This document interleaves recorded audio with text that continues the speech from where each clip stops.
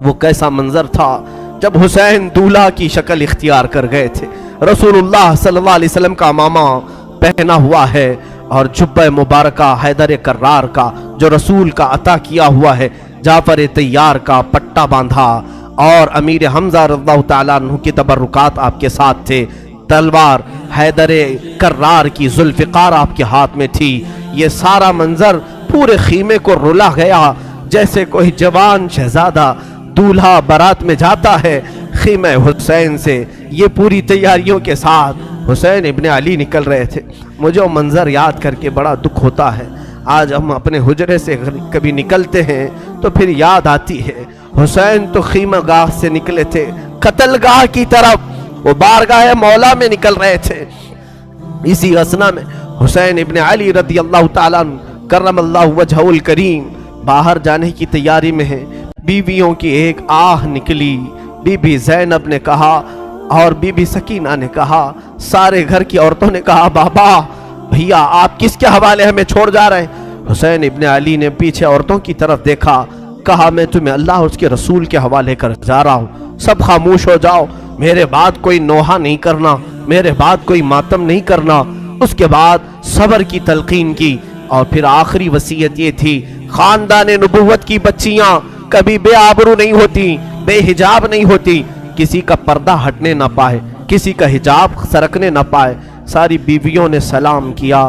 مولا حسین نکل کر اپنے گھوڑے ذوالجناح پر آئے۔ یہ بڑا عزیز گھوڑا تھا، حسین ابن علی کا بڑا وفادار گھوڑا ہے۔ ذوالجناح کو بھی ہم سلام پیش کرتے ہیں کہ حسین کی سواری پوری زندگی بھر وہ لے کر گھومتا رہا۔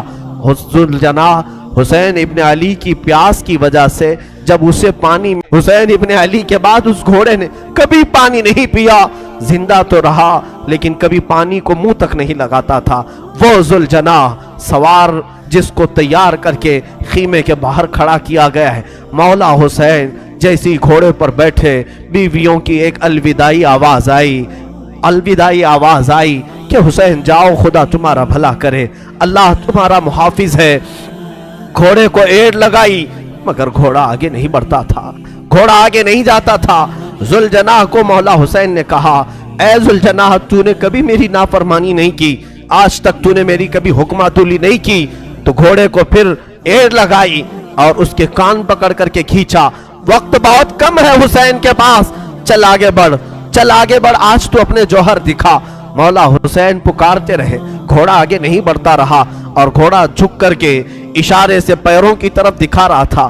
حسین ابن علی اتر کر کے دیکھتے ہیں بی بی سکینہ سامنے دونوں گھوڑے کے پیر پکڑ کر بیٹھی اور ذوالجناح سے کہتی ہے، اے ذوالجناح کیا تو بابا کو آخری بار لے جا رہا ہے؟ کیا اب تو آخری بار لے جا رہا ہے؟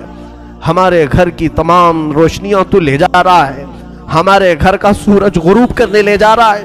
بچی چھوٹی سی گھوڑے کے سامنے کے پیروں کو پکڑ کر بیٹھی ہے۔ مولا حسین گھوڑے سے اتر آئے، بی بی سکینہ کو اٹھا لیا، گود میں اٹھا لیا، ماتھے کے بوسے لیے اور کہا، سکینہ تم نے علی اصغر کی موت پر صبر کیا، علی اکبر پر صبر کیا، ساری لاشیں تو نے دیکھی، اب تو اپنے بابا کے ساتھ بھی صبر کا مظاہرہ کر، تو اپنے بابا کے ساتھ بھی صبر کا مظاہرہ کر۔ بی بی سکینہ کو اسی طرح لوٹا دیا گیا۔ وہ خیمے میں جا کر حسرت بھری نگاہوں سے دیکھتی رہ گئی، چوکھٹ پر کھڑی رہ گئی۔ مولا حسین نے گھوڑے کو ایڑ لگائی، گھوڑا چھڑانگ لگاتا ہوا میدان کربلا میں اتر پڑا، اور جیسے ہی یزیدیوں کو للکارا، پھر ایک آخری خطبہ حسین ابن علی نے دیا۔ مولا حسین نے آخری خطبہ دیا۔ وہ خطبہ یہ تھا، حمد و صلات کے بعد آپ نے پکار کر کہا، اے یزید کی طرف سے آنے والے لشکریوں، کیا تم میری حیثیت کو نہیں جانتے؟ اگر تمہیں معلوم نہیں تو اب بھی بہت سارے صحابہ ہیں جنہوں نے رسول کی زبان سے میری تعریف میں، میری فضیلت میں جو حدیثیں سنی ہیں بیان کریں گے، جاؤ تم ان سے سن لو۔ صحابہ اب بھی باحیات ہیں۔ کیا میں فاطمہ کا بیٹا نہیں ہوں؟ کیا میں حیدر کرار علی مرتضیٰ کا شہزادہ نہیں ہوں؟ کیا رسول اللہ نے میرے لیے یہ نہیں فرمایا کہ حسن و حسین جنتی جوانوں کے سردار ہیں؟ کیا تمہیں معلوم نہیں میرے آقا میرے لبوں کے بوسے لیا کرتے تھے، میری گردن کو سونگھا کرتے تھے؟ کیا میرا خون تمہارے لیے حلال ہے؟ حسین ابن علی کی اس آواز پر यजीदियों में सन्नाटा छा गया, कई लोगों की आंखों से आंसू भी निकल पड़े। और यजीदियों में जब ये माहौल हुआ तो शिम्र जिल जोशन, अम्र बिन साद जो बदबख्त अजली थे, उन्होंने भड़काना शुरू किया और बीच तकरीर में ही इमाम के तीर बरसाना शुरू किया। हुसैन इब्न अली रज़ियल्लाहु ताला अन्हु के दरमियान तकरीर आपके लबों की तरफ तीर बरसाना शुरू किया। कहा कि बंद करो अब अपना बयान, तकरीर बंद करो, मुकाबले के लिए तैयार हो जाओ। इमाम हुसैन ने देखा कि ये अब किसी तरह बाज आना नहीं चाहते, मेरा खून पी करके ही इन्हें सुकून मिलेगा।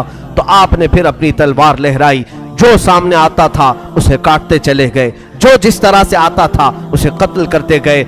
हुसैन इब्न अली इतनी मर्तबा खीमे की तरफ आते थे और अपनी बीवियों को देखते और फिर चले जाते थे। ये दोपहर का वक्त था, जोहर का वक्त करीब आया और हुसैन इब्न अली रज़ियल्लाहु ताला अन्हु, अंदाजा करें वो 56 साल की बुढ़ापे की उम्र है, जो 3 दिन से प्यासा है, 3 दिन से भूख की शिद्दत अलग है। और फिर जो जवानों की लाशें उठाया वो अलग मसला है। मियाँ 2-4 ईंटें उठाओ तो तुम्हारे कंधे दुखने लग जाएंगे, 2-4 पत्थर उठाओ तो तुम्हारे हाथ में वर्म आ जाएंगे।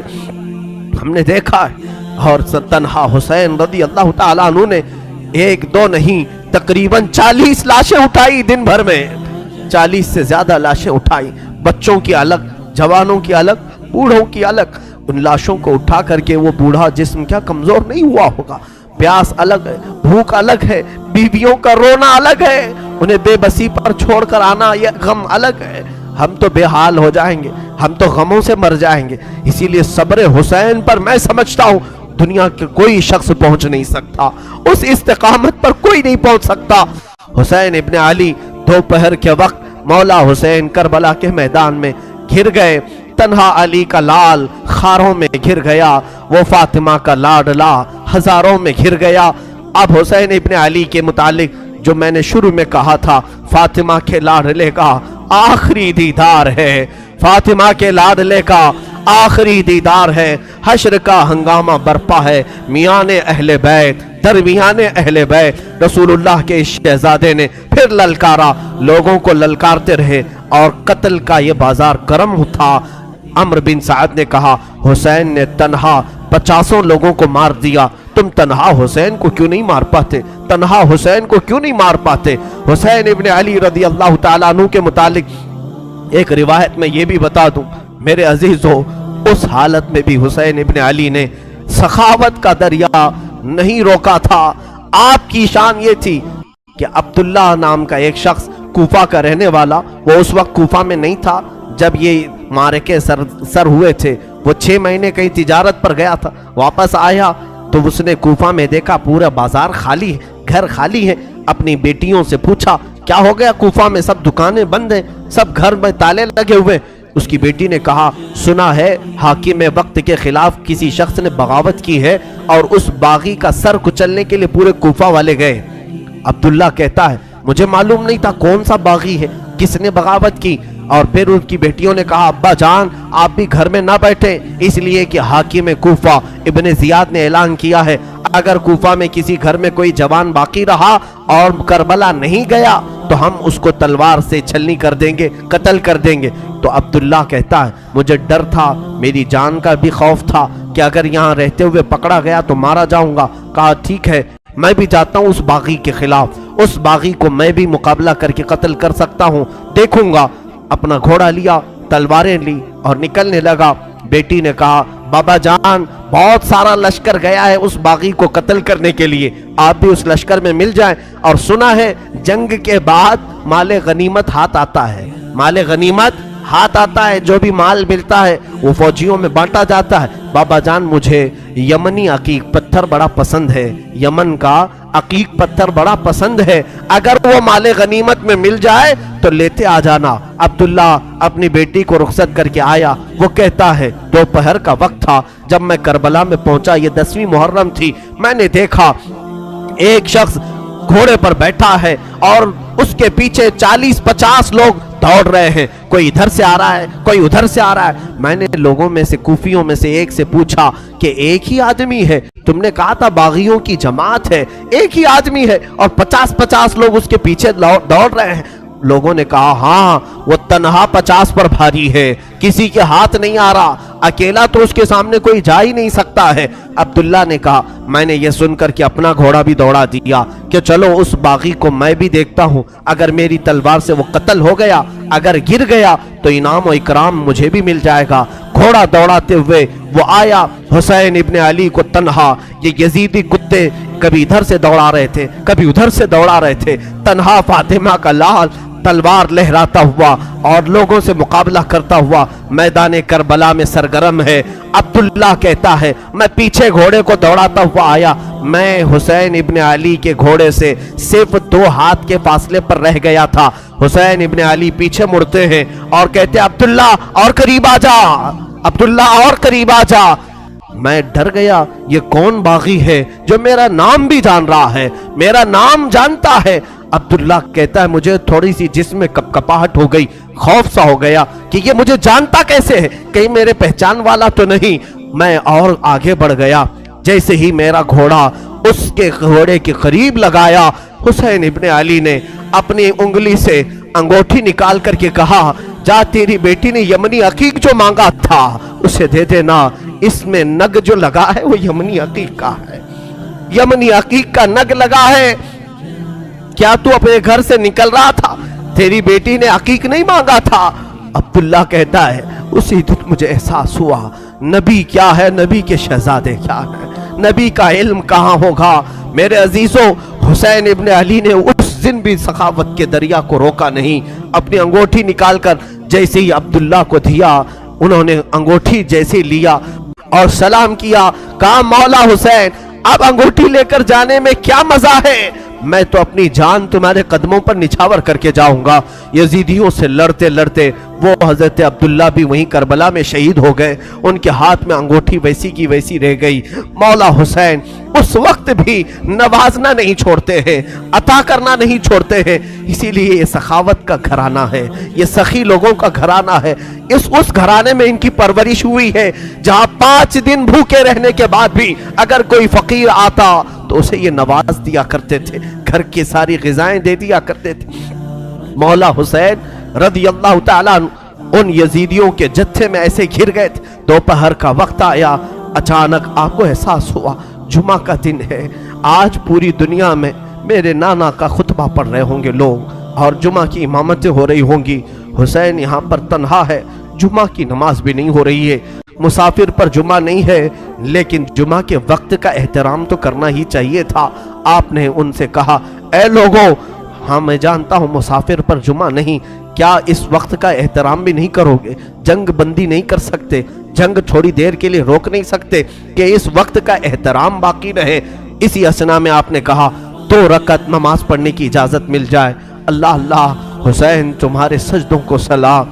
दुनिया आज भी कत्ल होने वाले से आखिरी ख्वाहिश पूछती है, तो आखिरी ख्वाहिश लोग ये बताते हैं घर वालों से मिल लूँगा, फलां वसीयत कर दूंगा, ये जायदाद के पेपर देख लूँगा। हमारी वसीयतें, हमारी ख्वाहिशात दुनियावी होती हैं।